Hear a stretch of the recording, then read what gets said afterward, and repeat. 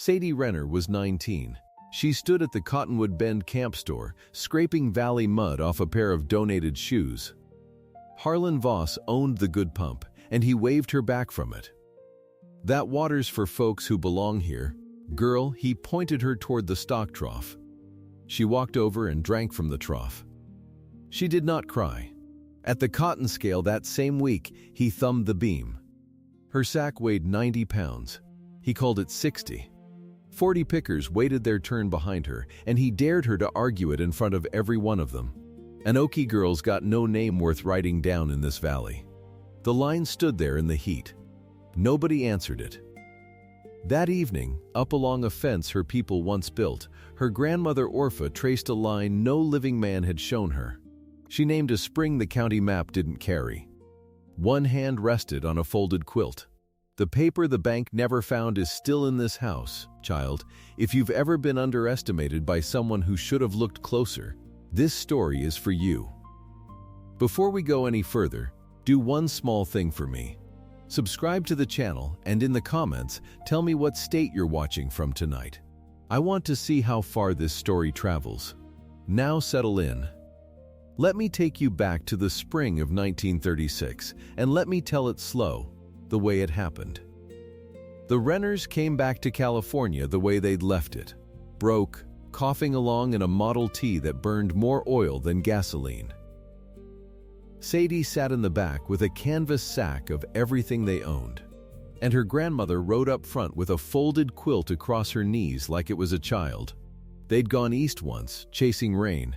Everybody had. And the dust had chased them right back west again.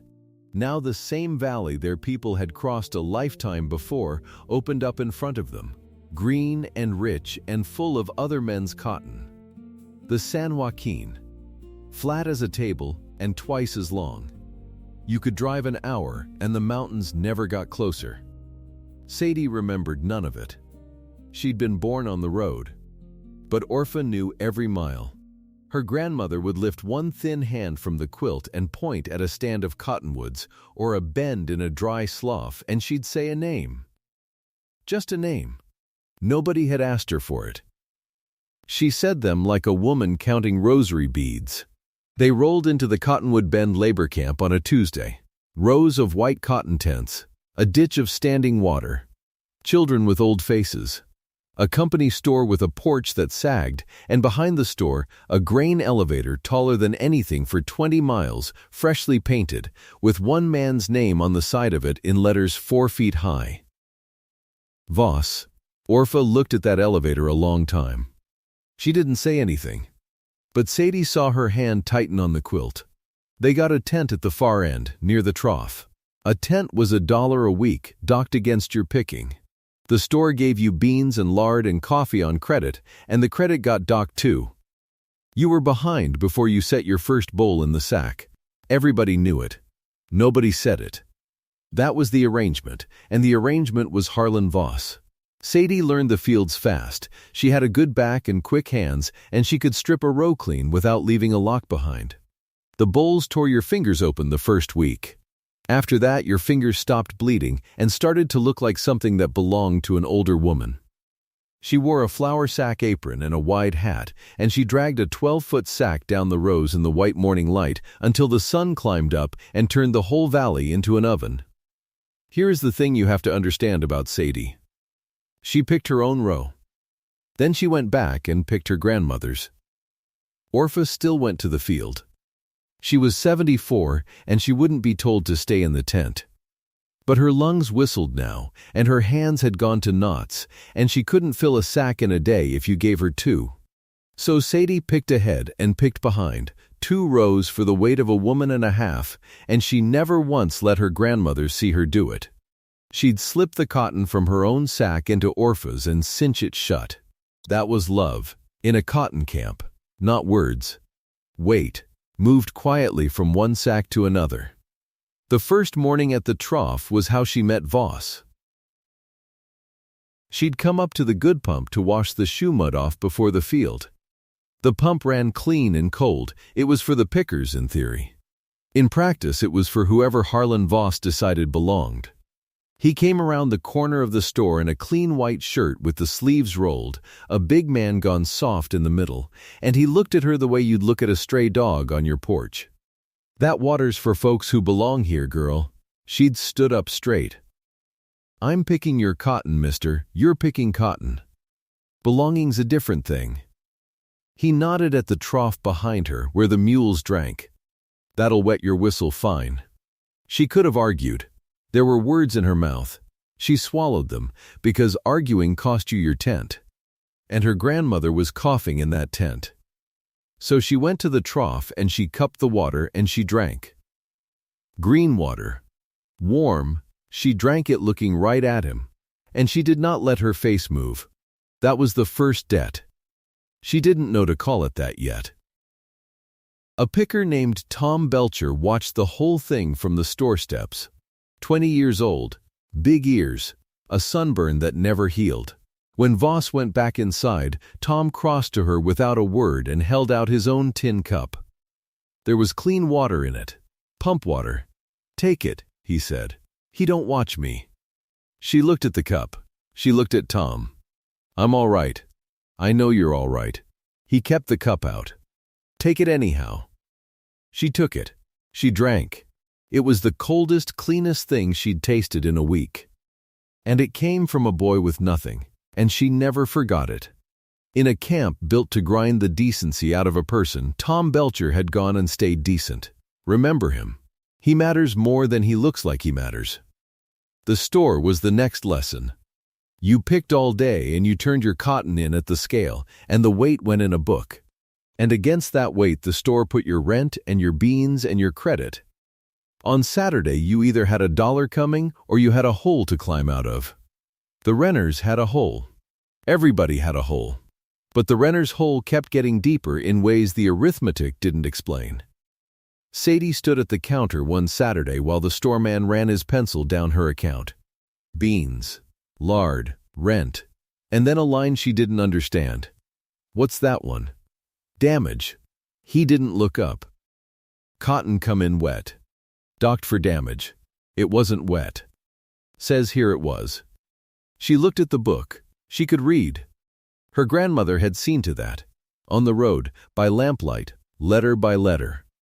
And she could see that the damage charge just about swallowed her whole week. Voss's foreman was leaning in the doorway, a rope-thin man named Deggs with a face like a hatchet. He'd been listening. He spat off the porch. "Renners," he said, like the word tasted bad. "You people are just trash the bank swept out of here years back. Don't know why you come crawling home." "Home," he said, "home."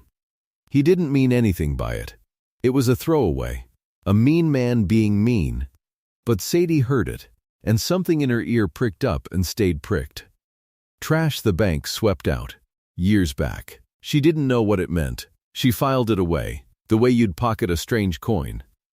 She paid the damage. She had no choice.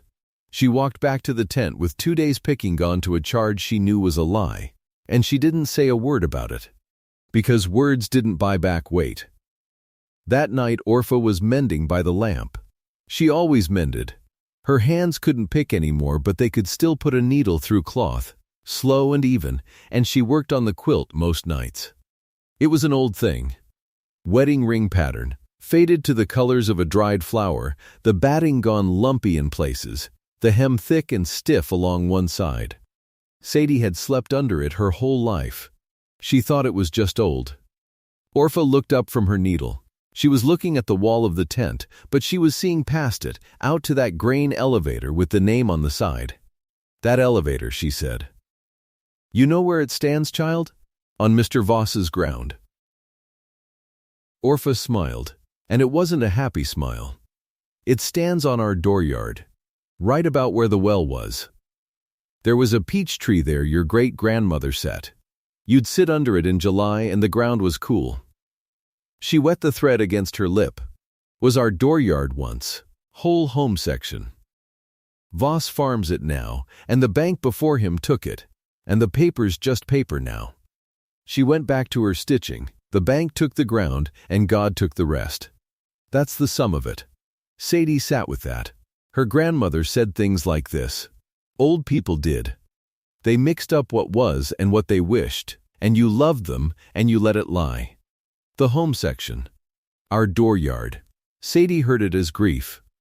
An old woman grieving ground that hadn't been hers in Sadie's lifetime. If it ever had been. Paper's just paper now. She let it lie. She didn't hear it for what it was. Neither did you if you'd been in that tent.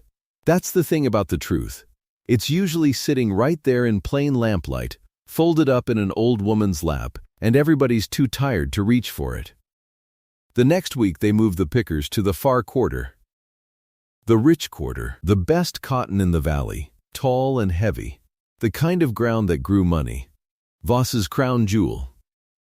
And Sadie's row that week ran the length of the old home section, right up under the shadow of the elevator. She was hauling water down to the pickers mid-morning, 2 buckets on a yoke, and Orpha had insisted on walking out with her. The old woman shouldn't have. It was too hot. But she'd wanted to, and there was no telling her no. They stopped in the elevator's shadow to let Orpha breathe. And Orpha began to name things. There, she pointed with her chin at a low place in the field where the cotton grew a shade greener. That's the spring. Sweetwater, we called it. Ran even in a dry year. They must have capped it and planted over, but the water's still down there. See how the plants know it? Sadie saw. The cotton did grow greener in that low seam. She hadn't thought why. And that fence line. Orpha turned. There was no fence. Just a straight run of taller weeds cutting across the field, the way weeds grow along a buried footing. That was the north line. Your great-grandfather set those posts himself. Osage orange. They'll outlast the county. She turned again, slow, breathing hard, and pointed at a bare rise near the store road. The well was there, not the elevator well, the house well. Good sweet water, 40 feet down. She lowered her hand. I could walk this ground blind, child. I have walked it blind. I know every corner of it, and there's not a map in that courthouse shows the half. Sadie stood very still, holding the yoke, the buckets pulling at her shoulders. Her grandmother had named a spring, a fence, and a well. 3 things. 3 things that no map showed and no living neighbor knew, and yet the ground itself agreed with her. The greener cotton. The line of weeds. The bare rise. Only Sadie was standing there to count them. Only Sadie. And you. She still didn't understand. She thought her grandmother had a wonderful memory for a place they'd lost. That's all. She helped Orpha back to the tent, and she went and picked her rows, 2 of them. Hers and the old woman's, in the shadow of a name that was hers and didn't know it. Now hold your breath, because this is where the valley showed its whole face. Harvest weigh-in came at the end of that stretch. The big day. Every picker in the camp lined up at the scale with the week's work on their backs, and the weight that went in the book was the weight you lived on. Voss ran the scale himself on the big days. He liked to. He'd stand there with his thumbs in his belt and call the numbers out loud so the whole camp heard what each of them was worth. 40 pickers in that line. Maybe more. Tom Belcher 3 back from Sadie, Deggs the foreman at Voss's elbow. And the sun straight up, no shade anywhere, everybody's shirt soaked through. Sadie's sack was 90 pounds if it was an ounce. She'd built it careful all week. It was going to dig her partway out of the hole the store kept digging deeper. She'd done the arithmetic in her head 100 times down the rows. 90 pounds. Maybe a little over. Enough to matter. She hung it on the hook. The beam swung up. It should have settled at 90, and everybody in that line who'd ever hung a sack could see by the way it rode that it was a heavy one. Voss put his thumb on the beam.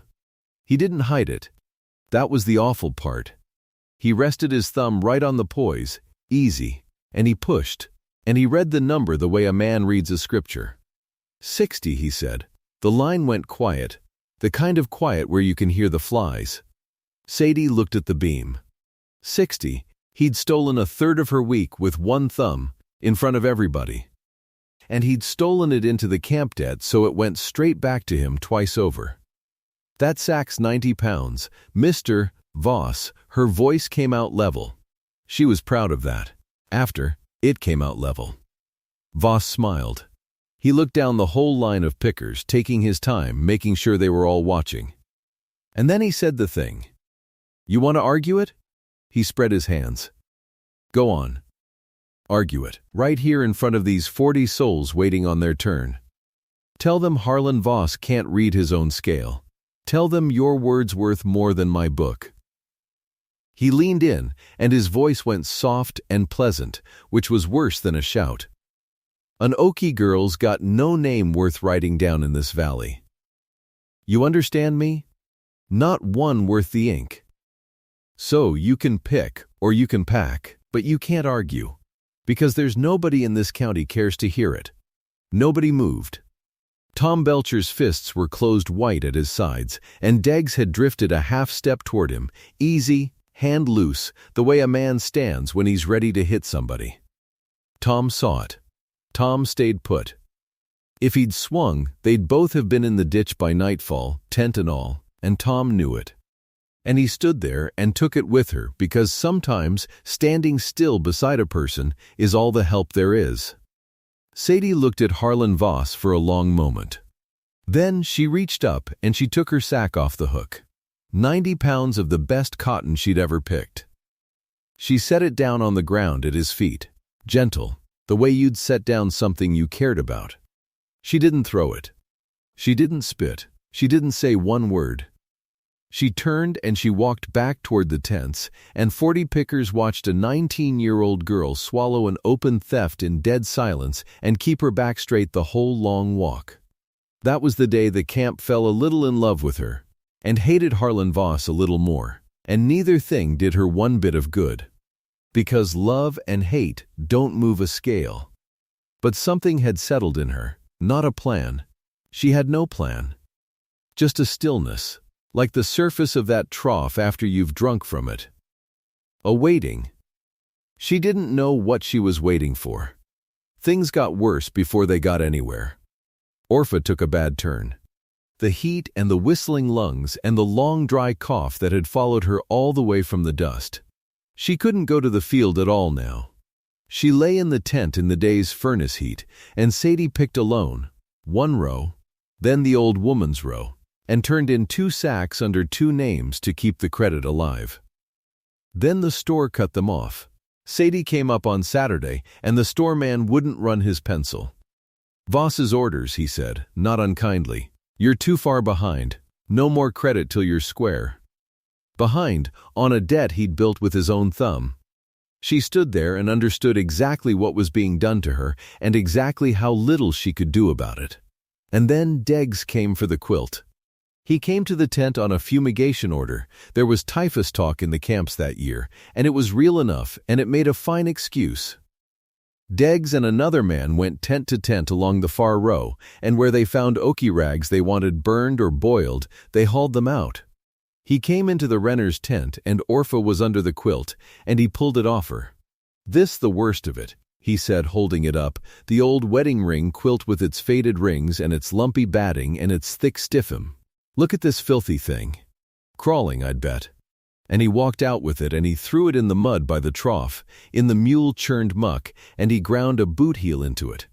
"Fumigate your Okie rags," he said, and he laughed, and he went on to the next tent. Orpha made a sound Sadie had never heard her make. Not for the store credit, not for the field, for the quilt. A sound like something tearing. Sadie went and picked it up out of the mud. It was soaked and filthy and heavy with water. She carried it down to the ditch below the camp where the water ran a little cleaner, and she knelt in the reeds and she washed it, panel by panel, wringing the mud out of 80 years of stitching. It took her half the afternoon, and she cried while she did it, quiet. The first time she'd cried since the trough, and it wasn't about the quilt either, not really. And that's when her hands found the hem. She was wringing out that thick, stiff side, the one that had never lain flat, the one Orpha's needle always came back to. And under her fingers, through the wet cloth, she felt something that wasn't batting. Something flat, thin as tin and stiffer. Folded, and folded again, and sewn all the way around so it couldn't shift. She stopped, kneeling in the ditch water with the sun going down orange over the valley. She pressed the hem between her fingers and traced the shape of it. A flat, folded thing, hidden in the one part of the quilt her grandmother would never let anyone mend but herself. "The paper the bank never found is still in this house, child." She didn't open it. Not there in the ditch. Her hands were shaking, and she told herself it was the cold water. She wrung the hem gentle now, careful. And she carried the quilt home and hung it to dry inside the tent where no one would see. And she sat by her sleeping grandmother a long time in the dark. Paper's just paper now. That's what Orpha had said. Sadie held on to that. Whatever was sewn in there, it was the old woman's treasure her grief made into a keepsake, and Sadie would guard it because Orpha loved it. Not because it was worth anything. She was sure it wasn't worth anything. 19 years old and dead certain the family's one secret was worthless. She was wrong about that. You already know she was wrong. But she didn't, and that not knowing is the whole engine of what's coming, so hold it in your mind. A few days later, the ground gave her the second sign.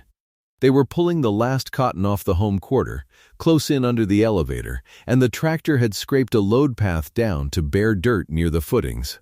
Sadie was crossing it with her water yoke when the low sun caught something in the scraped earth. A wink of green metal. She'd have walked past it any other hour, but the light was low and it flashed. She set down the buckets and crouched and brushed the dirt away with the flat of her hand. It was a disc of brass, set in the top of a little concrete post sunk flush with the ground. Corroded green with age. A survey monument. She'd seen them along roads. This one had been buried and forgotten under Voss's elevator apron. She rubbed the crust off the face of it with her thumb, and the stamped letters came up out of the green. Renner, under it. Corner. Under that, a year. 1888. She went very still, crouched there in the dirt with her whole family's cotton debt on her back and the low sun on her neck. Renner, her name. Stamped in government brass and driven into this ground in 1888, 48 years ago, a corner marker set by a surveyor at the edge of a piece of property. A corner. The corner of somebody's land. Land that had a Renner's name on the very iron they'd put in the earth to mark it. She didn't understand what a patent corner was. She didn't understand recording, or title, or any of it. But she understood a name. She understood that men put their names on things they own, and here was her name, in brass, under the biggest building in the valley. Under the boots of the man who'd said her name wasn't worth the ink to write. She knelt there a long time. Then she scraped the dirt back over the brass, careful, hiding it the way she'd hide anything precious, and she picked up her buckets and she carried water to men who'd never once thought to wonder whose ground they stood on. Something had started to turn in her. Not understanding. Not yet, just the certainty that there was a thing here bigger than she could see the shape of, and that it had her name on it. Then Voss overplayed his hand. He posted a notice on the store porch. Sadie saw the pickers gathered around it and went to look. It was official, county letterhead, and it took her a minute to work through the language, but the shape of it came clear. The county board, Harlan Voss, chairman, would hold a hearing in 21 days. A quiet title hearing. To clear squatter claims and lapsed and clouded titles in the valley bottom, and to confirm certain purchases of record before harvest settlement. Among the parcels named, the home section. Voss's purchase of it, to be confirmed clean and final by the very board he ran. Sadie read it twice.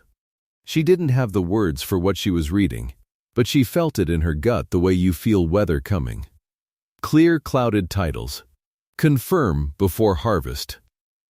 Voss was reaching out to tidy up the ground under his own elevator to wipe away any old cloud on it once and for all, quick and quiet, on his own board in 21 days. He was trying to erase a ghost, and the ghost had just found its own name in the brass. She didn't know that's what he was doing. She only knew the notice named the home section, and the home section was where Orpha said their dooryard was. and where the brass said Renner, and where the quilt hid its flat, folded secret. 3 threads, and the notice pulled them tight. 21 days. She wrote the number in her head next to the strange coin of what Deggs had said. Trash the bank swept out. Years back. That night she sat by Orpha's cot and she did something she hadn't let herself do. She asked, "Grandma, the home section. The bank. What happened, back then? All of it. Tell me true." And Orpha, in the lamplight, told her, in pieces, coughing between them. There'd been a farm, 1,100 acres and then some, the best of the valley bottom, patented from the government in old Elias Renner's name, Orpha's own father-in-law, back in the 80s. Sweetwater spring and all.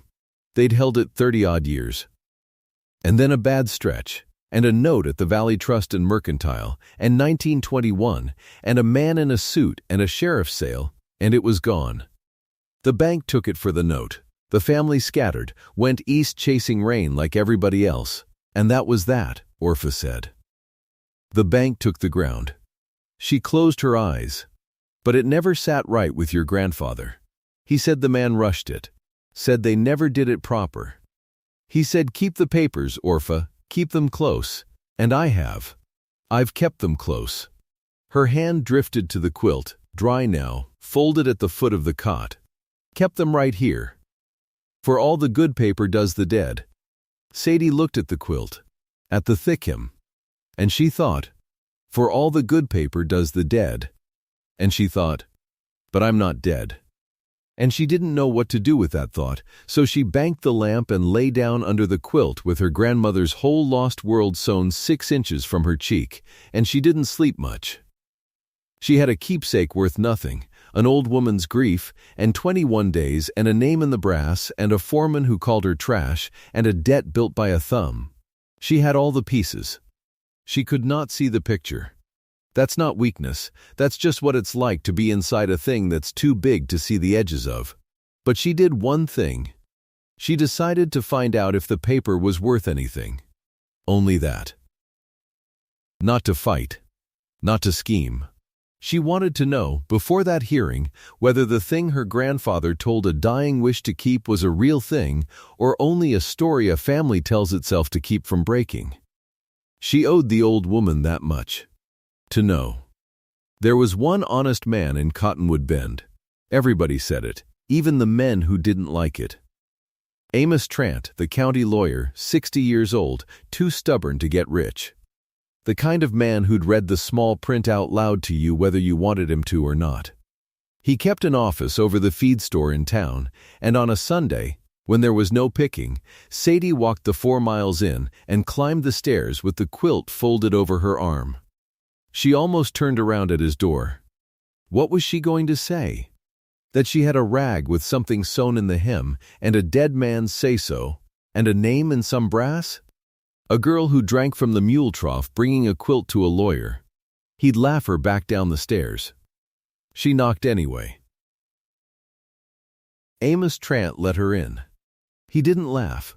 He had white eyebrows like 2 caterpillars and eyes that didn't miss much, and when she stumbled through it, the home section, her grandmother, the hem, "Please just tell me if it's worth anything so I can put it to rest." He didn't laugh at all. He cleared a space on his desk. He got a good lamp turned up, and he asked her, quiet, if she'd mind him opening the hymn. She said no, she minded terribly. Her hands shook handing it across, but she said, "Go on." Trant took a small pair of scissors and he picked the old thread out of that stiff side, stitch by stitch, slower than Orpha ever mended, until the hymn fell open, and out of it he drew a flat packet, folded in oilcloth, sewn again inside that. And inside the oilcloth, dry and whole after 15 years against a sleeping woman's body, a sheaf of parchment gone amber with age. He unfolded it under the lamp. Sadie watched his face and not the paper. She watched him read. She watched his eyes go down the first page and stop. Go back to the top. Come down again slower. She watched him turn to a second sheet, one with a printed seal on it and a number in a heavy old hand, and she watched Amos Trant, 60 years old, honest as a plumb line, put one finger on that number and go completely still. He didn't say anything for a long moment. The feed store was quiet below. Somewhere a dog barked twice and gave up. Miss Renner. His voice had changed.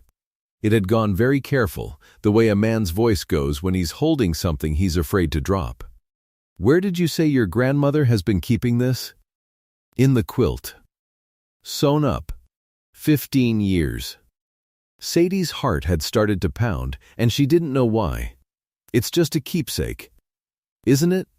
It's just. She said the bank took the ground. In 21. It's just old paper. Amos Trant looked up at her over the lamp. And he did not tell her it was worthless. He did not tell her to put it to rest. He looked back down at the number under his finger. And he read it once more. And Sadie saw the color go out of his face. And she heard him say, almost to himself, in a courthouse full of men who'd sworn her name wasn't worth the ink, "This isn't a keepsake, child. Do you have any idea what you've been sleeping under?" Sadie didn't know what to say. So she said the truth. "No, sir, I don't." Amos Trant set the parchment down flat, both hands on it, like it might lift off the desk. He looked at her a long moment. The lamp hissed. Down in the feed store a man laughed at something, and it seemed to come from another county. "This is a deed," he said. "Recorded. And this second sheet is a United States land patent. The government's own grant. Signed, sealed, numbered."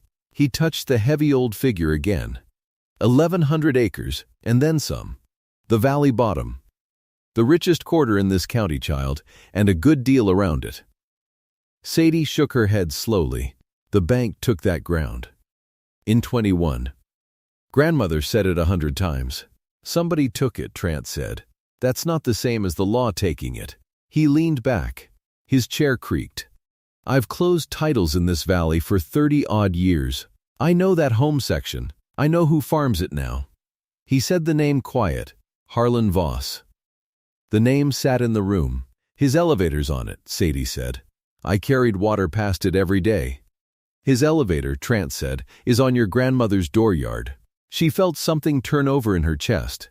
Not gladness. Something heavier than gladness. Fear, maybe? She thought of Orpha coughing in the tent 4 miles off, the quilt gone from under her tonight, and here it was, cut open on a stranger's desk. Its secret lying in lamplight. I only came to ask if it was worth anything, she said. For selling. We owe the store. Trant almost smiled, and didn't. Miss Renner. I want to do a thing, and I need your leave to do it. I want to walk to the courthouse in the morning and pull the recorder's book, the big ledger where every sale in this county is written down. I want to find where the bank sale in 21 got entered. And I want to send a wire to the General Land Office and ask them one plain question. Is this patent still standing? Or was it ever canceled? Why does that matter? Because if it was never canceled, he said, then everything built on top of it stands on sand. He slid a sheet of his own paper across the desk, dipped the pen, held it out. This says I act for you. Nothing more. I make no threats. I take no man's ground. I only go ask the record what it says. Will you sign it? Sadie looked at the pen. 19 years old, and no one had ever handed her a pen to sign her own name to a thing. Voss had said it in front of 40 pickers. An Okie girl's got no name worth writing down. She heard it now, plain as the day he said it. She took the pen. Her hand was steady. She wrote it out. Sadie Renner. The ink went down black and it stayed. That was all she did. She wanted that clear, later, when men asked. She didn't scheme a thing. She didn't set a trap. She signed her name and asked for the truth of the paper. That was the whole of it. Go on home to your grandmother, Trant said. He was folding the parchment careful in a clean cloth. Say nothing to anybody. Not the store, not the camp, not a soul. He looked at her over his spectacles. Especially not a soul who works for Voss. She walked the 4 miles back in the dark. The stars were out hard over the valley. She kept looking at the ground going by under her donated shoes. The same shoes. And thinking, this, all of this. She couldn't make it feel real. She only knew the name was hers. Orpha was awake when she came in, propped against the tent pole, breathing shallow. "You took my quilt," the old woman said. "I'll bring it back," Sadie said. "I promise you that." She knelt by the cot and took the papery old hand. "Grandmother, the spring you named, the fence line, the well. Say them to me again." And Orpha, 74 and a half in the other world already, closed her eyes and named them. The Sweetwater spring below the cottonwoods. The north fence that ran straight as a plumb line to the section corner. The house well, 4 feet across, stoned up by hand. She named them like a prayer she'd said her whole life and never expected answered. "My husband's father set that corner," Orpha said.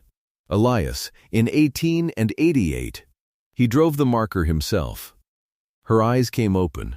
"It's still down there, child, brass. They can't move a thing that's set in law." "I know," Sadie said. "I found it." The old woman's hand tightened on hers. And for the first time in that whole long spring, Orpha Renner looked at her granddaughter like the world might yet come right. Amos Trant worked nights. He was 60 years old, and he'd not worked nights in years. But he worked them now.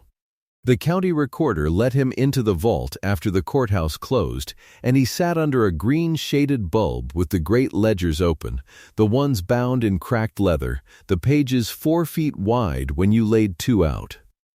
He ran his finger down columns of copperplate. He read deeds 48 years old. He read the sheriff's sales from 21, that hard year. Page after page of families sold off the land the bank had loaned against and called due when the price of everything fell through the floor. He was looking for one entry, the sale of the Renner home section to Valley Trust and Mercantile. And the more he looked, the stranger it got, because it wasn't there. Meanwhile, Harlan Voss was a happy man. He didn't know about the vault. He didn't know about the pen. He walked his rows in the fat spring of 1936 with his thumbs in his vest, and he watched his cotton come up green, and up on the store porch his notice still hung on the wall. 21 days, it had said, and the days were running down. A quiet title hearing before the county board. His board. To clear all lapsed and squatter claims on the home section and confirm his purchase clean and cheap before the harvest came in. He thought it was housekeeping. He thought he was tidying a ghost. He stopped by the tent camp on a Tuesday to look over his pickers, and he saw the Renner girl carrying water, that same straight back. That same set to her mouth she'd had when he called her 90 pounds 60 and pocketed the difference. It irked him, that back. A girl with nothing ought to bend more. "You still here?" he said. "Still here," Sadie said. She didn't stop walking. Deggs was with him. Rope thin, that one, with eyes like a man counting money that wasn't his. "That's the trash the bank swept out years back," Deggs said, and spat. "Whole family of 'em. Should have stayed swept." Sadie set the water down inside the tent flap. She looked at the two of them a moment. Then she went back for another bucket and said not one word, because Trant had told her to say nothing, and because a girl who knows a thing can afford to be quiet. That quiet troubled Voss more than Sass would have. He couldn't have said why. He rode off toward his elevator that sat square and tall on the sweetest ground in the valley, and he never once thought to wonder whose dooryard it stood on. The camp went on scorning her, because that's what the camp had learned to do. They'd watched her swallow the theft at the scale. 40 of them, waiting their turn, and not one had spoken for her, and a thing like that makes people ashamed.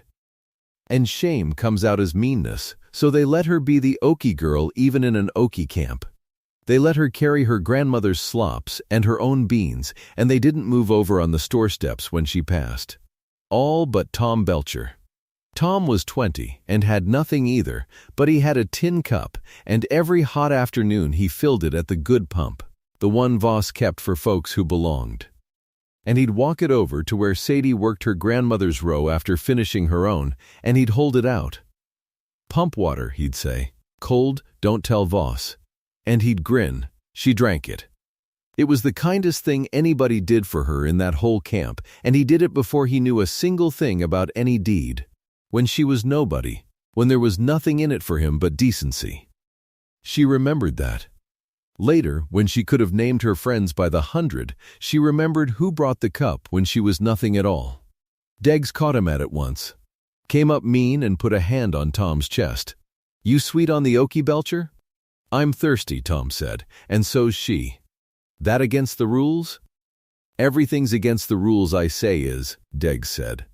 But Tom stood there and didn't move his feet, 20 years old and half Deggs's reach, and Deggs was the kind that only pushes what falls, so he let it go with a curse and went on. Tom handed Sadie the cup like nothing had happened. "Careful," she said. "I'm always careful," he said, and wasn't. And that was the good of him. Nights, Trant read. And on the 4th night he found it, or found where it should have been, and wasn't. The sheriff's sale of 1921. He found the notice of it, printed in the old paper. He found the bank's claim on the note.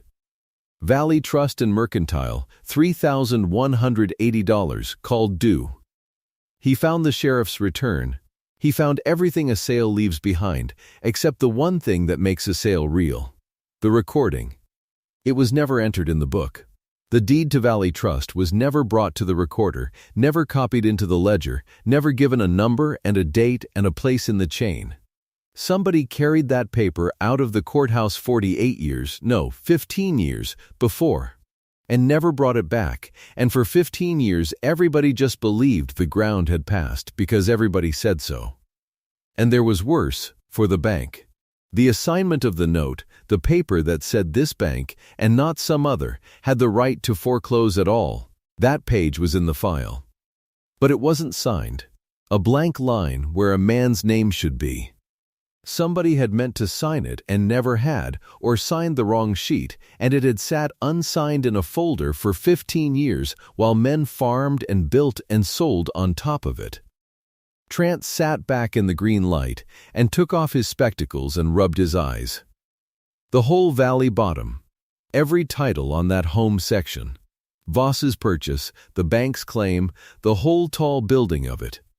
Resting on a sale that never happened in the eyes of the law. And under all of it, uncancelled, unmoved, set in brass in 1888 by a man named Elias Renner, the original patent still stood. He wired the General Land Office that morning. He gave them the patent number off the amber sheet, and he asked them the plain question. Is it still of record? Was it ever cancelled? He paid for the answer to come back rush. Then he sat down to wait, and prayed the wire would beat the hearing. It nearly didn't. Because word travels in a small county, and someone in the recorder's office had a cousin who worked Voss's gin, and the cousin said a thing over supper, and by the next afternoon it had walked the 20 miles to Cottonwood Bend and up onto Voss's store porch. An Okie girl. In the recorder's book, that lawyer Trant, pulling the old ledgers at night, Voss went white and then he went red. He didn't fully understand it. But a guilty man doesn't need to understand a thing to be afraid of it, and Harlan Voss was guilty, and he knew he was, because he'd sat on that board back in 34 and he'd read the words himself. A cloud on the Renner section. He'd read them, and he'd bought anyway, cheap, betting no one would ever pull the thread. Now someone was pulling it. He moved the hearing up. 3 days. Sent Deggs to post the new date and to wire the 2 boardmen who'd back whatever he said. Get it done before the girl's lawyer got his answer. Confirm the title, close the book, make it law before the truth could walk in the door. And then, because a frightened man does frightened things, he sent Deggs to the tent camp with $1. Deggs found Sadie at the wash trough, scrubbing her grandmother's things. Voss wants your quilt, Deggs said. He held out the coin. $1. A whole week's camp wage, 4 times over, for the batting. Old quilt like that, good cotton in it. He'll give you $1. Sadie's heart went cold and hard. So they knew. Not what it held, maybe, but they knew the quilt mattered, and a man like Voss, when he can't buy a thing cheap, doesn't stop wanting it. "It's my grandmother's," she said. "It's not for sale."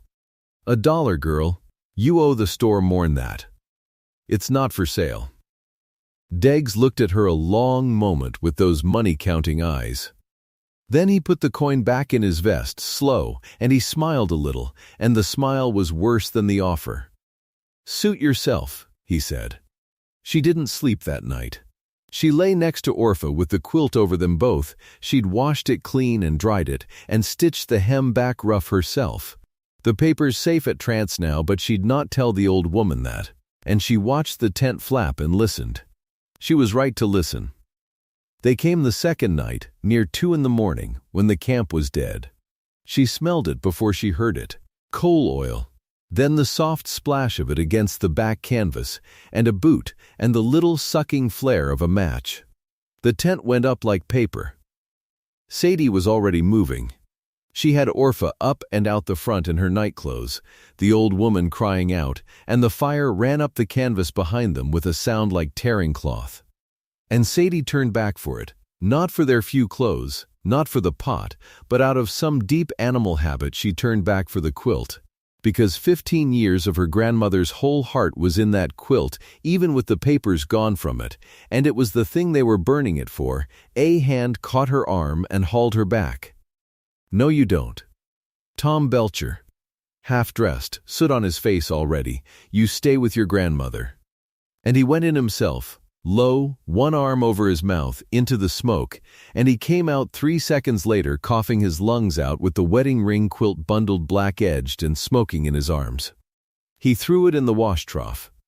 The water hissed. The tent was gone in a minute. 24 pickers stood in their nightclothes and watched it burn down to the poles, and this time, they came. They came with buckets. They wet down the tents to either side. A woman put her own blanket around Orpha's shoulders. Somebody had a place for the old woman to sit. It was too late to be much. But it was something. It was the first time the camp had moved for a Renner, and Sadie saw it standing there in the firelight, and she thought, "They're not all Vosses. Not down deep." Tom sat on the ground getting his breath. The quilt lay in the trough, wet through, scorched at one corner. "Hole, you're a fool," Sadie told him, kneeling by him. Her voice shook. "You could have died for a blanket." "Wasn't for the blanket," Tom said, when he could talk. He looked up at her, streaked and grinning that grin. "You were going back in. Somebody had to be the fool that wasn't you." She didn't have any words for that. She put her hand on his shoulder. That was all. But it was a debt she'd carry, and she meant to pay it, and later she did. The hearing was set for the morning after next, and the wire from the land office had not come. Trant met her at the edge of town in the gray dawn. He looked like he hadn't slept a whole week. Because he hadn't. He had the deed and the patent in a leather case under his arm, and he had the recorder's ledger promised to be carried in, and he had every honest thing lined up that a man could line up. But the one thing he needed most, the government's own word that the patent still stood, that hadn't answered. "Voss moved it up on purpose," Trant said. "He's betting the wire won't beat him. He may win that bet." He looked at her, 60 years old and steady even now. "I can read the deed. I can show the sale was never recorded. That may be enough. It may not. If they confirm his title in that room this morning, child, it becomes law, and it's a long, dear road to unwind law once it's set." He drew a breath. "I won't lie to you. It could go wrong." Sadie looked past him at the courthouse, square and white at the end of the street. The same street where she'd walked in her donated shoes, the same shoes she had on now, cleaned as best she could. "Then we go in and try," she said. "You don't have to be there." "Yes," she said. "I do." She carried the quilt, scorched corner and all. She'd not leave it out of her hands again in this life. The courthouse room was full. It was the same world that had watched the scale. Pickers on the back benches, come the 20 miles because word had gone that something was happening to the Okie girl, and they wanted to see which way it fell. Curtis Pell, 46, the banksman, sat up front with a satchel of papers he'd never once checked. Deggs stood by the wall with his arms crossed. And at the front table, spread out easy like a man at his own supper, sat Harlan Voss, chairman of the county board, ready to gavel his own title clean. He saw her come in, saw the ragged girl and the burned quilt in her arms, and something crossed his face, not fear yet, just contempt, the old contempt. "This is a title hearing," Voss said to the room, "not a camp meeting. But let her sit. Let her see how the law works for folks who own things." A little laugh went round his side of the room. Trant rose. "Mr. Chairman, I appear for the Renner interest in the home section. I'd ask leave to put the record before the board before you vote on any confirmation." The Renner interest. Voss smiled. "There is no Renner interest. That's the whole point of the morning, Amos. We're here to clear old ghosts off good ground." He looked at Sadie. "That girl's got no claim and no name worth the ink. I said so once to her face. I'll say it again for the record." He said it again, for the record. The clerk wrote it down.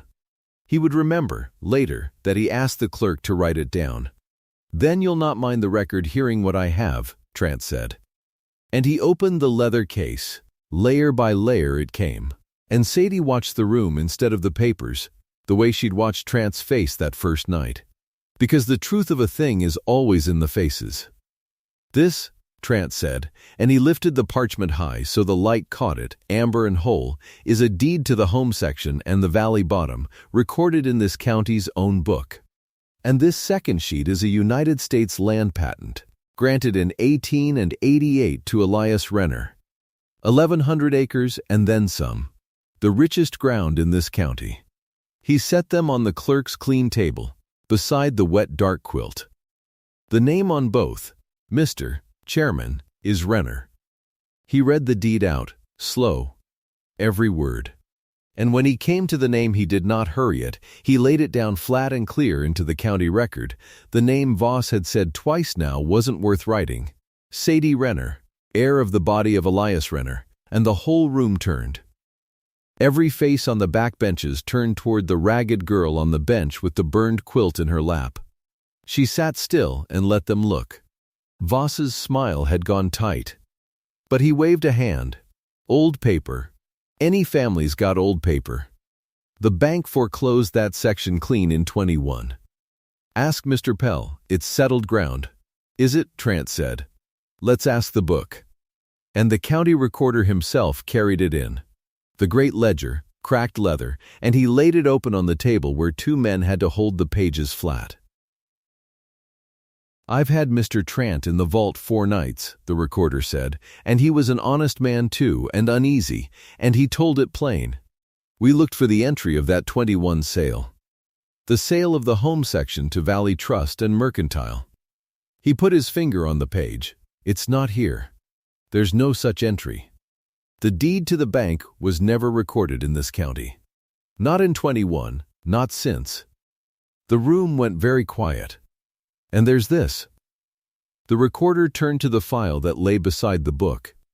The assignment of the note, the paper that says Valley Trust had any right to foreclose that section at all. It's here in the file. But it's not signed. The line's blank. It was never executed. Curtis Pell stood up. He had gone the color of ash. "That can't. There's a whole file. I've got the whole file. You've got a file, Mr. Pell," Trant said, not unkind.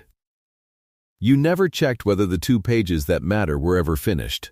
Your bank foreclosed on a note it never proved it held and recorded a sale it never brought to the book. In the law's eyes, sir, that sale never happened." He turned to the board, and every title beneath it, the bank's claim, and Mr. Voss's purchase from the bank, and all of it, traces back to a sale that isn't there. It's a chain, gentlemen, and the top link was never forged. Pell sat down hard. He didn't have a word. He'd defended that paper his whole career and never once turned to the 2 pages that would have told him it was smoke. Voss was on his feet now. This is a stunt. Old papers and a missing page.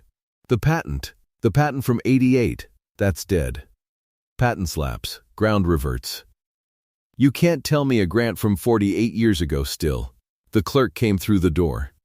He came fast, down the aisle, and he had a yellow wire in his hand, and he handed it up to the recorder, and the recorder read it, and his face changed. And he read it out loud into that silent room in the flattest voice a man ever used. From the General Land Office. In answer to inquiry. Patent number as given. Issued 1888 to Elias Renner. 1,120 acres. He looked up once, then finished it. Of record. Uncancelled, standing, nobody breathed. The recorder set the wire down beside the deed and the quilt and the amber patent, and he said the last of it plain. Because it was his office to say what the record said, and the record said only one thing. The name written down is Renner. And this whole valley answers to it. On the back benches a picker made a sound, half a laugh, half something else, and put his hand over his mouth. Then it was quiet again. 40 of them, near, the same 40 who'd watched her set down a 90-pound sack he'd called 60 and walk away with nothing, sitting now while a wire from the government of the United States read her name into the record of the county that had scorned it. Sadie did not stand. She did not smile. She sat with the burned quilt in her lap and she looked at Harlan Voss, and she let the record do her talking. Because she had nothing to prove anymore, and a person who has nothing to prove can afford to be still. But Trant wasn't done. Because scorn wasn't the crime. Trant reached into his case one more time. There's the matter of Mr. Voss, he said, and what Mr. Voss knew. Voss's head came round. This board keeps minutes, Trant said. I pulled them too while I was in the vault. 1934. Mr. Voss chairing. And it's written here, in the board's own hand, that a question was raised. He read it off the page, a cloud on the Renner section title, advised before the county acts. 1934, Mr. Chairman, 2 years ago. He looked up. You knew there was a cloud on that title. You read it into your own minutes. And then you bought the section cheap from a bank that couldn't prove it owned it. And you called this hearing to clear the very ghost you'd written down yourself. The room turned again, slower this time, toward the front table. That's not scorn, sir, Trant said quiet. A man can be scornful and still be honest. This is the other thing. You knew the title was bad, and you moved to make it law before anyone could look. The board will have to speak to that. But I don't believe a man can sit as chairman clearing a title he knew was clouded to his own profit. Harlan Voss stood there with every eye in the room on him and the record open on the table, and his own words 2 years old staring up at him, and he opened his mouth. And nothing came out. The man who'd said her name wasn't worth writing down had nothing to say when it was written down, and his was written beside it. And his was the one that damned him. The 2 boardmen who'd come to back him wouldn't look at him. The senior of them cleared his throat and said the vote wouldn't be on Voss's title this morning. It'd be on Voss. And by noon, in that same room, before those same 40, Harlan Voss was put off the county board he had chaired, and the home section, the valley bottom, the dooryard, the ground with the brass corner set in it, reverted where the record said it belonged. To the name on the deed. They set the green brass survey cap on the clerk's table as an exhibit beside the quilt, Renner, corner, 1888, dug up flush from under Voss's elevator apron. Sadie looked at it sitting there in the courthouse light. She thought of her grandmother naming the fence line in the dark. She thought the old woman had been right about every foot of it, and no one had believed her, because she was old and poor and an Okie, and the ground had believed her the whole time. Then Sadie stood. She'd said nothing the whole hearing. Now she said her 3 sentences, and they were the only 3 she spoke, and the room went still to hear the Okie girl who'd swallowed a theft in silence. I hold the title now. I know it. She looked around the benches, at the pickers, at the frightened families who'd bought little pieces and built little houses on ground that turned out to be hers. Nobody who came here honest and worked honest loses their home by me. That was all. She sat back down.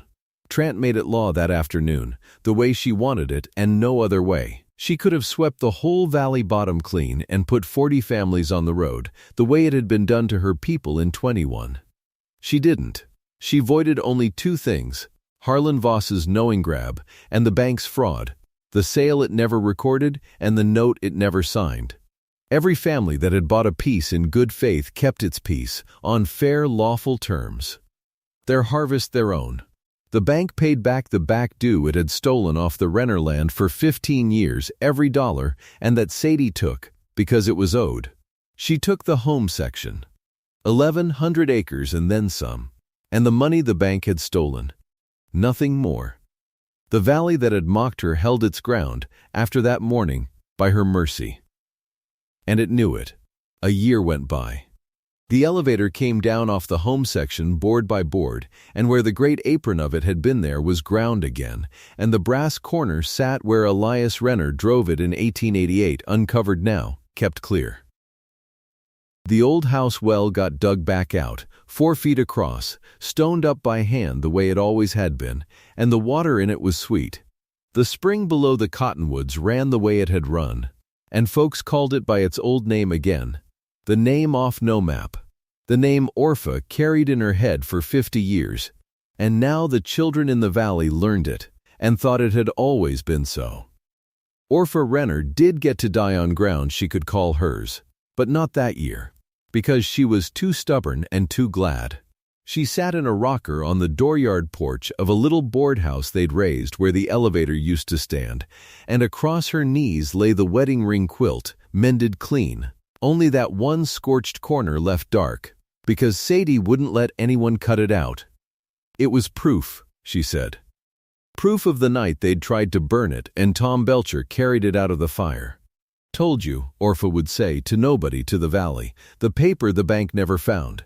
And she'd rock. Ground remembers. Down at the road there was a pump. A good pump, cold sweet water and a scale beside it that weighed true.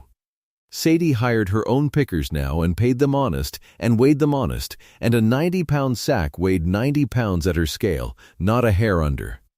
And Tom Belcher ran the beam for her because there wasn't an honester young man in the county, and because she'd said she'd pay her debts, and she meant that one first of all. The pickers lined up at that good pump in the heat and drank all they wanted. Nobody got sent to a stock trough. Nobody got told the water was for folks who belonged. Because they all belonged. That was the whole of what she'd learned, standing in the dust with mud on her donated shoes. There's no such thing as folks who don't. She met Harlan Voss on the road that fall. He was on foot. He'd lost the section and the board and most of what he'd built on sand, and he was thinner, and he took his hat off when he saw her, which he'd never once done when she was nothing. He stood there in the road holding his hat in both hands. Sadie stopped the wagon. She looked down at him a moment. She could have said a great deal. She said one thing, and she said it without heat, which was worse for him than heat would have been. "There's water at the pump, Mr. Voss." She nodded down the road toward it, running cold in the sun. "It's for folks who belong here." Then she clucked to the horse and drove on, and left him standing in the dust with his own words handed back to him, gentle as you please. And she never once looked back to see his face, because she didn't need to. And a person who doesn't need to is the one who's truly won. Down in Cottonwood Bend, the sign came off the front of Valley Trust and Mercantile that same season, and the doors got boarded, and Curtis Pell went to work for somebody else's books, and this time, they say, he checked every page. Sadie sent him no word at all. Some reckonings the truth handles by itself, and needs no help from the wronged. The soft of it is this. And Orpha said it best from her rocker with the mended quilt across her knees and the spring running by its old name below the cottonwoods. The ground remembers a true name longer than any man remembers a girl's face. They mocked the Okie girl at the scale in front of 40 people, and they were sure of themselves, and they never once looked closer. And her name was on the deed to their land the whole entire time. If you've ever been counted for nothing by someone who should have looked closer, I hope this one sat right with you. Comment the city you're watching from. I truly want to see how far this old story travels.